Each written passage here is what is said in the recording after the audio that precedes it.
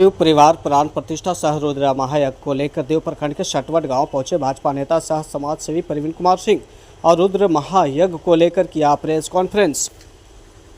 के दौरान उन्होंने कहा कि जिस तरह से देव सूर्य मंदिर को लेकर महायज्ञ भव्य तरीके से किया गया था, ठीक उसी तरह सटवट गांव में भी हम लोगों ने मिलकर रुद्र महायज्ञ की तैयारी में जुट गए हैं और इस महायज्ञ में देश के कोने कोने से जाने माने संतों की आगमन होने जा रही है और यहाँ पर लाखों की संख्या में भी श्रद्धालुओं की भीड़ भी पहुँचेगी। यज्ञ में आने वाले सभी श्रद्धालुओं के लिए खान पान से लेकर सभी चीज़ों की तैयारियां की जा रही है और सभी व्यवस्था भी कर ली गई है। यह कार्यक्रम 19 मई को जलभरी और 20 मई से प्रवचन चलेगी। हालांकि 26 मई तक के समापन भी होने की बात कही गई है। इस महायज्ञ में जितने भी संत लोग आएंगे वो अपने अपने हेलीकॉप्टर से पहुंचेंगे और हेलीपैड की भी व्यवस्था की गई है।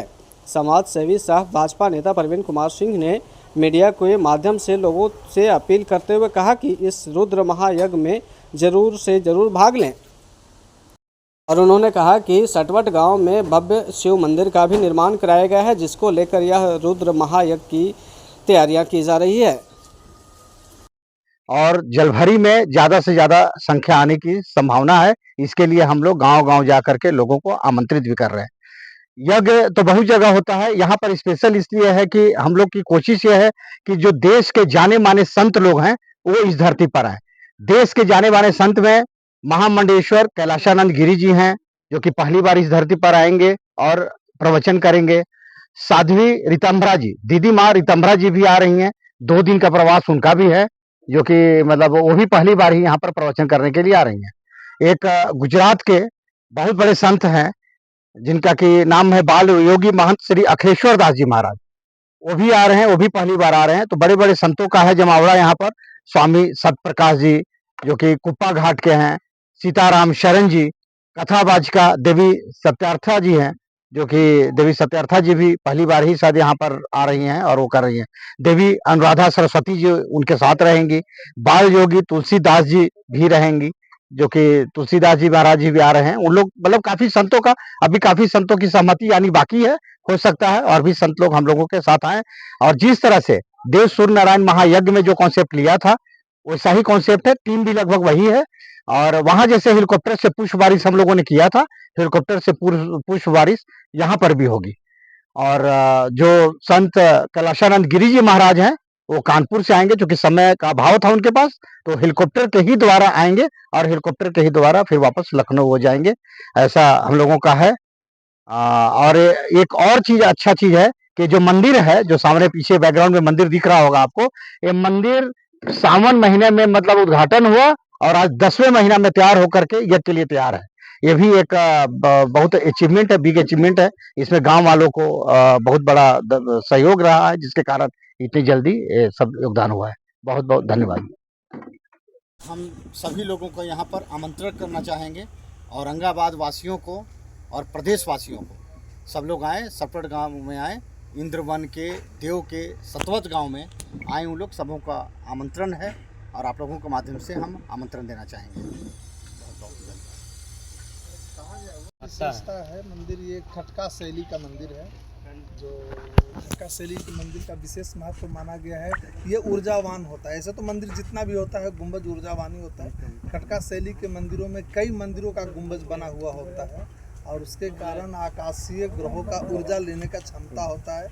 मंदिर में जितना मंत्र बोला जाता है, मंत्रों के द्वारा ही पूरा सृष्टि, जैसे हमारे देवता जितने भी हैं मंत्र के अधीन है। एक वेदों में मंत्र आया है, देवाधीनं जगत सर्वे मंत्राधीनं तु देवता ते मंत्रा ब्राह्मणाधीना अस्तु ब्राह्मण देवता। कहीं कहीं सवाल भी उठ जाता है, जैसे काशी के ही विद्वानों को क्यों लाया गया है यहाँ पर? यहाँ भी तो ब्राह्मण लोग हैं, इधर भी मंत्र बोल सकते हैं, लेकिन सही मंत्र का उच्चारण जो काशी का है।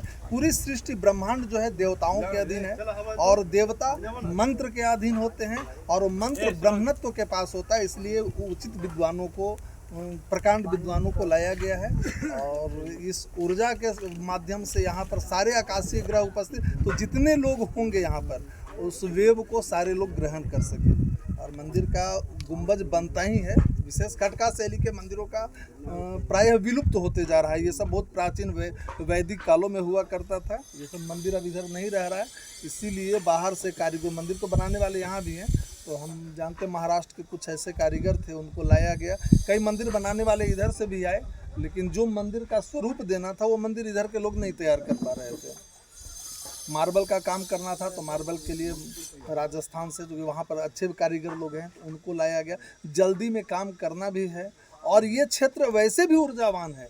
हमारा ये जो क्षेत्र है, आपके शून्य के खोज करने वाले आप जिनको बोलते हैं, आर्यभट्ट का शोधशाला रहा है, जो देव क्षेत्र है, जैसा कि इंद्रवन बोल रहे हैं। हम लोग जिस टापू पे रहते हैं, इस टापू का नाम है जम्मू द्वीप, और जम्मू द्वीप में 3 ऐसे क्षेत्र हैं जहां सूर्य का डायरेक्ट रे लिया जाता था।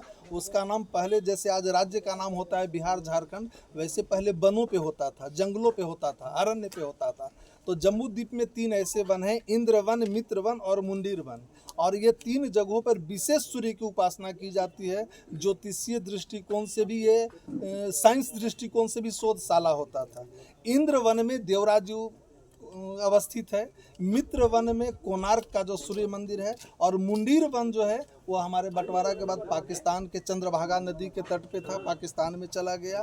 और पूजित ब्रह्मांड में प्राचीन सूर्य मंदिर एक देव ही बच रहा है, बाकी सभी जगह। कोणार्क में भी मंदिर है, मूर्तियाँ नहीं है, वहाँ पूजा नहीं। कोणार्क वो जो यहाँ का पेशावर का है, पाकिस्तान का, वो तो बिल्कुल ही समाप्त। तो अगर ब्रह्मांड का ऊर्जा कहीं से भी देना है, हमको सृष्टि में कोई भी ताकत देना है, अपने देश के दुश्मनों को दबाने के लिए, हमारे जो बुराई शक्तियां हैं दबाने के लिए, तो भगवान सूर्य के शरण में जाना पड़ेगा। और पूजित सूर्य मंदिर एक ब्रह्मांड में यही बच रहा है।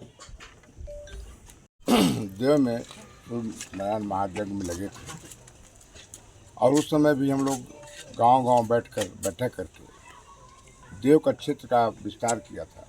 हम लोगों ने ये जताने का कोशिश किया था कि देव सिर्फ सूर्य मंदिर और तालाब पोखरा तक ही नहीं, ये 27 कोष में इंद्रवन है।